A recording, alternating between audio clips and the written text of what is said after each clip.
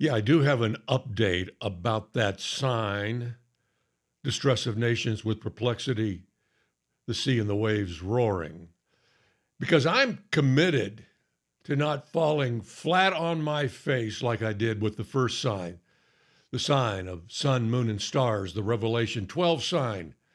Now, I knew going into it that it wasn't linked to the rapture.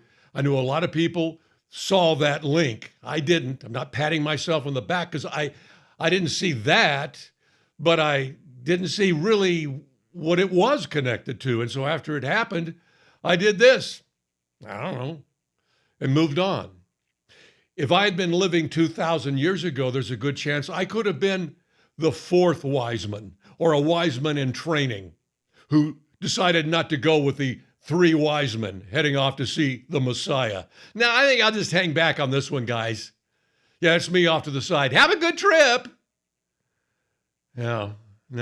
When he sends a sign, he expects a lot more than he expects this: fear, awe, adoration, understanding.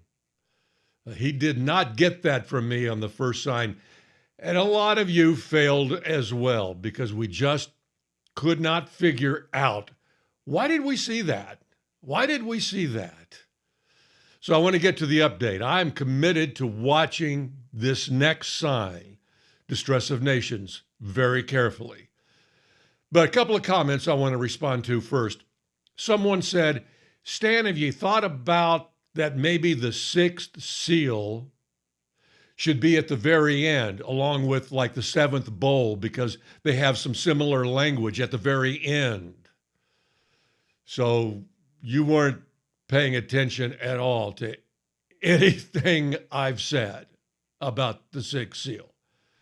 Sometimes I feel like I'm running in mud here because I'm trying to get each and every one who comes through this channel to make a decision on something. And that decision is war in heaven. Now, I'm not ridiculing the person who asked that because I did that. Initially, when I saw the three event lines, I thought the sixth seal was at the very end. It's that big of an event. It looks like it could be an ending event, a final type event. And I knew that the sixth seal was the end of an event line. I didn't really understand that event line. I called it distress of nations. And that's really ironic because we're about to really discuss the distress of nations, but I was just kind of groping for something. I could see that line was from seal 1 through seal 6, and it had an earthquake and a celebration. All the event lines end with the celebration in heaven, and somewhere in that final event, an earthquake. Sixth seal, we see a celebration in heaven and an earthquake. At the seventh trump, we see a celebration in heaven and an earthquake. Seventh bowl of wrath, we see a celebration in heaven and an earthquake. I assumed the earthquake in all three of those events were the same earthquake, and thanks to David W. Lowe, who was the first I've ever heard to make the connection between resurrections and earthquakes, starting with our Lord's. There was an earthquake at his resurrection, and it continues on through in the book of Revelation. So we're looking at some sort of rapture resurrection event in these final events for each of the event lines. But this is a wrong placement. And the Holy Spirit gave us clues so that we would know the sixth seal is not the end of all events. It's not. It's an ending, all right, but it's not the end. Things continue on past the sixth seal. And to do that, he left us a couple of clues. The one I completely did not see initially was stars falling from heaven like winter figs, the worthless crop. That is war in heaven. It is the result of war in heaven. The sixth seal opens with Satan and his angels being cast to earth. That is nowhere near the end. It is before the beast even comes up out of the sea. But wait. Those of you that have been programmed by your church and your favorite prophecy teacher, wait. Didn't Paul say the son of perdition had to be revealed before this event? He was not talking about the beast of Revelation, and I cover that in this video if you want to see it. It's not. It's about the person who was going to walk into that temple that was standing as predicted by the Lord and commit the abomination of desolation. That's who Paul was referring to. That event had to take place before the event that we're waiting for could take place. So I missed that clue initially, only for about a year and a half. But there's another clue in addition to the war in heaven clue that's in the sixth seal, chapter 7. Chapter 7 is still the sixth seal.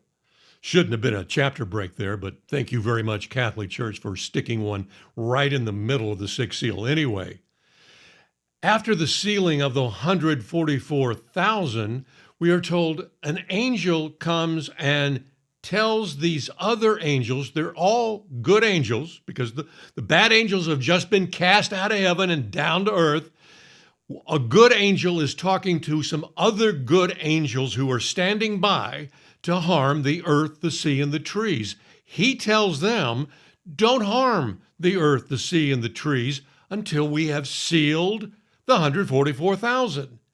That's a gigantic clue, because those angels who are about to harm the earth, the sea, and the trees will do so during the trumpet judgments.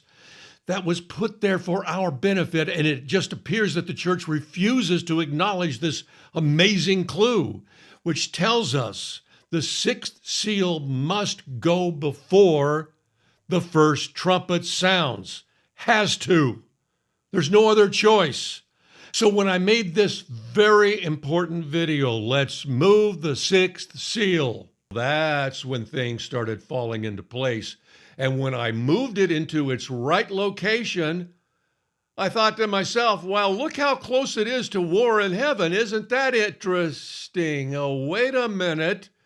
Those stars falling to earth like winter worthless figs is the result of war in heaven. And so we can know that the sixth seal doesn't belong at the end, but it's an ending. It's going to end the times of the Gentiles. He's got another plan, and it involves the 144,000 whom we see. Or is it who we see? Who or whom we see later on in the seventh seal. So no, the sixth seal does not belong at the end, but it is a common and understandable mistake.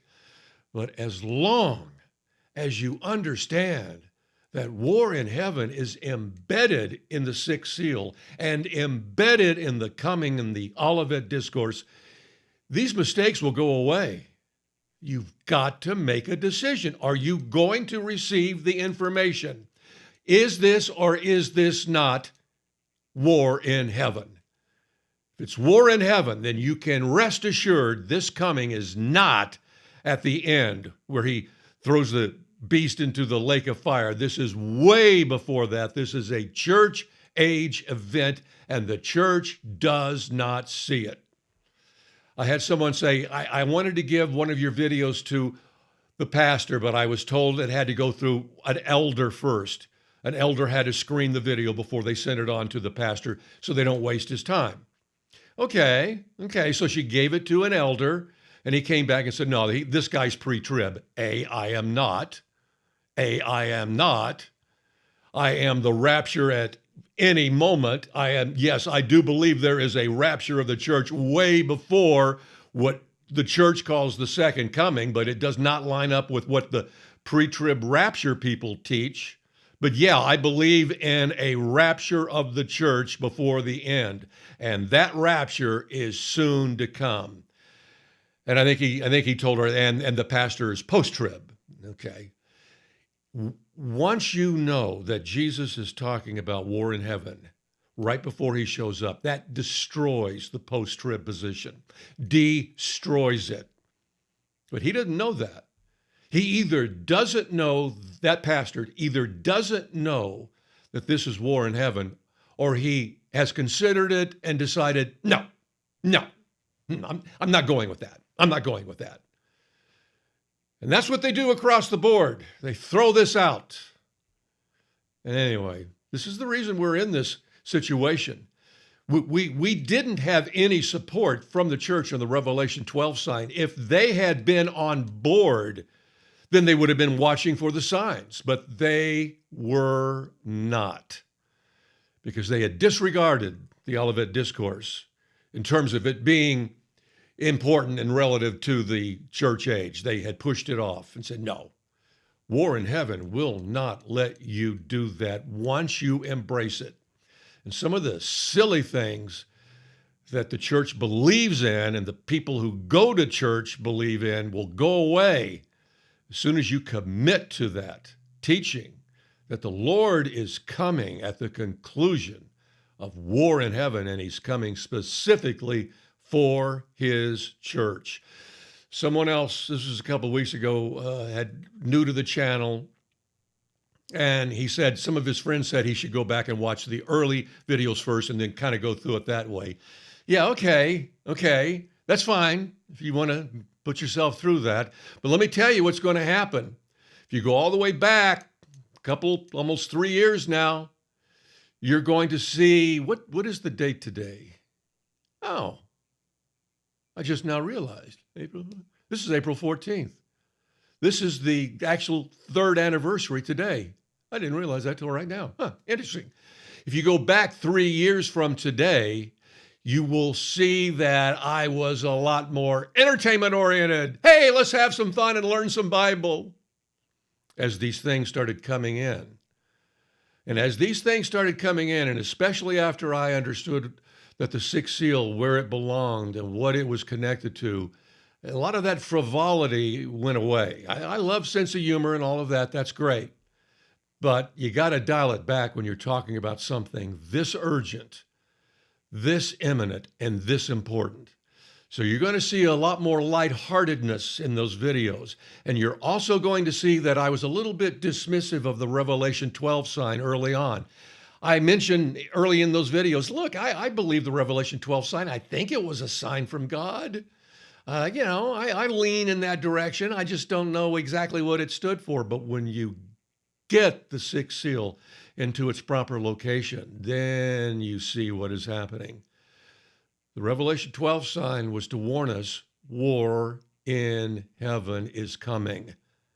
You need to be ready and get ready, because if you're not listening to the Lord and his teaching, you're going to miss the signs that he gives, and you're going to miss the kind of day that is coming.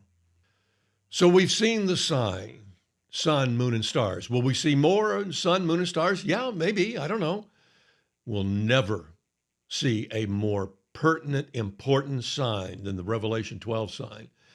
That's been fulfilled, even if we do not have another sign of sun, moon, and stars. The next one, distress of nations with perplexity. Oh, that's the one that we're looking for right now. And on this channel, we've talked about 3 possible interpretations of the second half of that sign, or the way it's described, the sea and the waves roaring. Is that a figurative, kind of a figure of speech, just repeating the fact that the nations are outraged about something, they're upset about something, they're perplexed? Is it literal? Are the sea and the waves literally roaring, and it's confusing the nations what's going on? And then a viewer said there's a third one. It might be referring to Isaiah 17, where that similar language is used about the nations. They're roaring like the sea because Damascus was just wiped off the map. So there's 3 possible fulfillments here, and we're looking and keeping a watch on all 3. And about a week ago, my sister mentioned to me, she said, I was watching the Weather Channel, like always, because that's what old people do. You know, sometimes in a family, you have this disparity in age between siblings because of, life. And that's the case in our family. My sister is much, much, much older than I am, to the tune of 13. Yeah, that's right. 13 months older than me. She came from a different era. And I don't relate to her sometimes when she's talking, but old people like to watch the Weather Channel. And she told me the Weather Channel said This hurricane season could be the all-time record-setting hurricane season. And I looked into that, and experts everywhere are saying, yeah, this hurricane season may be the ultimate hurricane season because the Atlantic is warmer than usual and we have the La Nina effect happening. It's a perfect storm for an incredible hurricane season. But they were wrong last year when they said it should be a mild season, and it wasn't. So I'm not sure if they're telling the truth. And even if it's slightly more than active, I don't think that fulfills what we're talking about here. It's got to be extraordinary. It's got to be out of the ordinary. But at least there's a possibility that we could have an extraordinary event. The Weather Channel, she said, actually said the sea will be roaring with activity between June and November, with the heaviest participation of storms being mid-August into October, which, by the way, covers the 7th anniversary of the Revelation 12 sign, which is followed immediately, 8 days later, by the fall feasts. All of that inside the hurricane season this year. So it's something to watch for, because that's what we're going to do. We're going to watch. We're going to keep all options open, at least I am, and keep an eye out this time. I want to look more like this. Well, I don't want to look like a woman, although I'm told you can, but I want to know, and I want to react appropriately this time. But he has given us time to get ready. In the 7 letters to the churches, he expresses that. He announces in those letters, behold, I am coming soon. We were supposed to understand that this way. He is now talking to the church on the earth just before he comes. He is using the churches of the first century there in Asia Minor because they are similar in many ways to the global church that will be on the earth right before his return. And he is telling us, I'm giving you some time. Get it together. To the churches and the people in the churches who he has no problem with, what does he say? Hold on tight. In other words, just keep doing what you're doing, but it's indicating there is some time. He tells the church of Philadelphia, hold on tight. Don't let anyone steal your crown. I have a feeling he's talking about a crown for those who love his appearing. Don't give up. Don't walk away now. Don't stop watching for me now. Keep going. Keep doing this to the very end. You're too close to walk away. 7 years he's given the church a chance to come to their senses, and so far they have not done it. Maybe they will, maybe they won't. We will watch with them or without them. Lastly, I want to mention this, just kind of interesting. Last week I mentioned Kenny's experience as he was going to carve I Love Jesus with his tractor, and he goes up on this mound and looks down, and he sees something else, that his footsteps have formed the words, no one is ready. And then, as you know from last week, his prayer partner told him a week later, I received this message, and the message was, no one is ready. And it's a great story. If you missed that, that was a great story. And I didn't notice this until after I posted the video. And I bet you there are some comments in that comment section who saw the same thing I saw, a little too late for that video.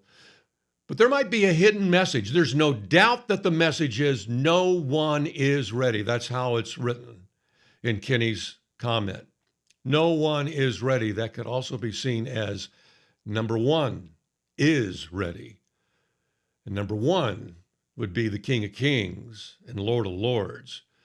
I don't know if it's a double meaning here or not. Its important meaning to us is no one is ready. But it may also be telling us he is ready, and the church is not.